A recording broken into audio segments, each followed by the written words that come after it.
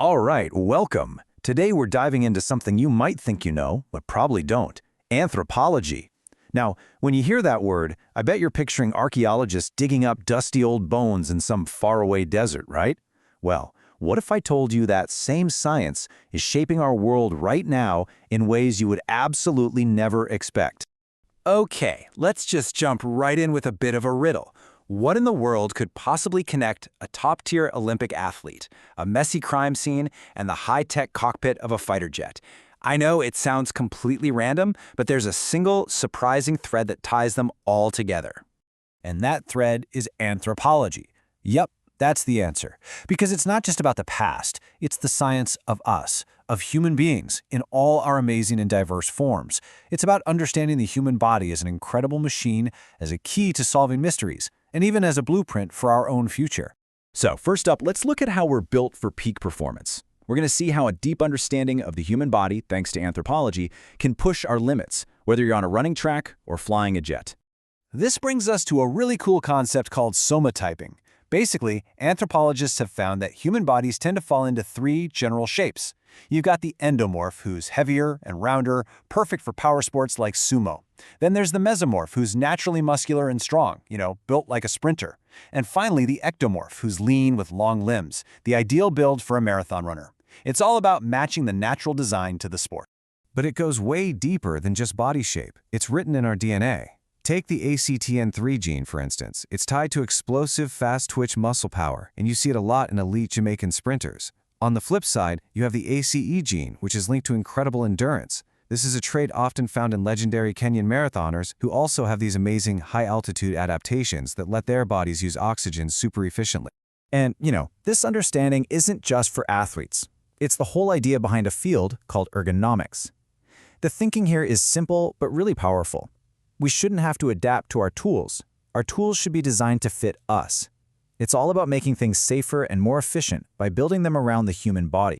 This becomes absolutely critical in a field like the military. Look at this data from India.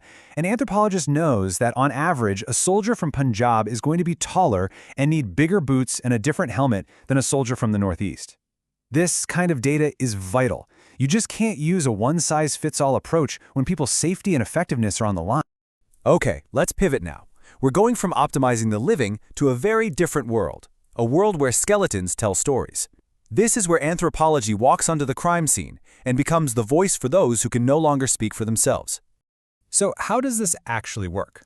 Well, a forensic anthropologist has a very careful process. It all starts with a meticulous recovery of remains. Then they're cleaned and prepared for analysis. This is where the detective work really begins, building a biological profile, figuring out age, sex, height. The end goal, of course, is to identify the person and then present those scientific facts in court. One of the very first questions they try to answer is the sex of the individual. And the skeleton gives you some major clues. A male skull, for instance, tends to be larger with a heavier brow ridge. But the most reliable indicator, that's the pelvis. A male pelvis is narrow and kind of V-shaped, while a female pelvis is much wider and more U-shaped, a clear adaptation for childbirth. But what happens when a skull is all you have? How do you put a name to a face that isn't there anymore? Well, this is where facial reconstruction comes in, and it's incredible.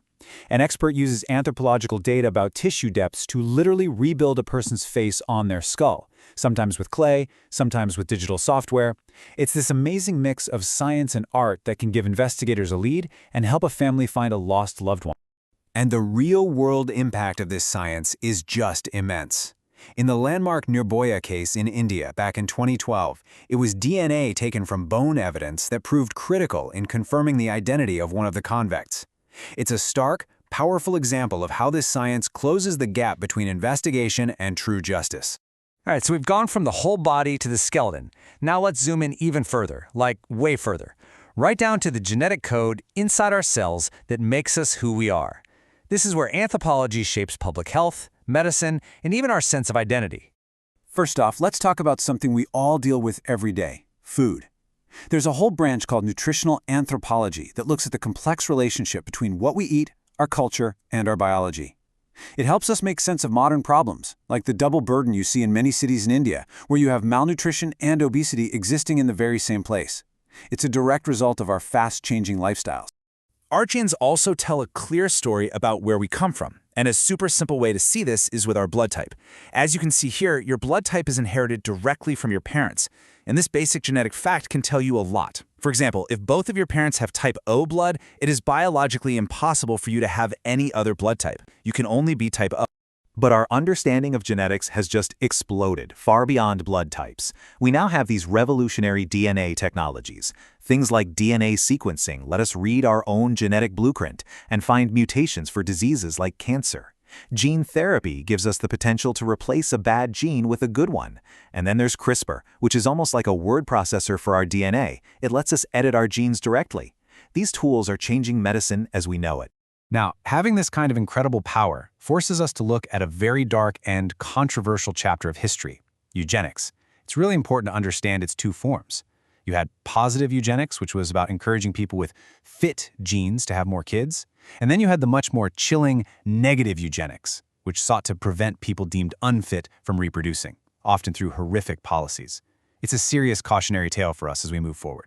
But on a much more personal and practical level, this technology gives us certainty. In legal cases, like determining paternity, modern DNA testing is more than 99.9% accurate. For all intents and purposes, it has become the undeniable final word in resolving these kinds of disputes.